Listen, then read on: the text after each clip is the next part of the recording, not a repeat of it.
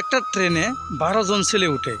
আর এখন ছেলে তো ছেলে হয়, মস্তি করা ছাড়া তারা ওই ট্রেনে থাকতেই পারছিল না। আর তারা প্ল্যান বানালো, কেননা ট্রেনের জিঞ্জুর টানা হোক, আর ট্রেনের জিঞ্জুর টানলে ফাইন হবে 6,000 টাকা। আর তখন তারা সবার কাছ থেকে 500 নিয়ে এক ছেলের কাছে রেখে দেয়। আর তারা পাশের সিটে একটা বৃদ্ধ ব্যক্তি এই সমস্ত কাণ্ডগুলি ওইখানে বসে দেখতে থাকে। আর ওই ছেলেগুলির মাথায় একটা অনেক বড় একটা আইডিয়া আসলো যে আমরা ট্রেনের জিঞ্জুর টেনে দোষটা ওই বৃদ্ধ ব্যক্তিটার উপরে চাপিয়ে দিব।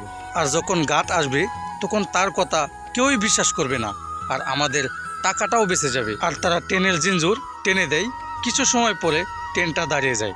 যখন গার্ড আসে তখন তারা সবাই ওই বৃদ্ধ ব্যক্তিটার উপরে দোষ চাপিয়ে দেয়। আর তখন বৃদ্ধ ব্যক্তিটা ভাবলো যে তারা তো অনেক, আমার কথা তো বিশ্বাসই করবে না।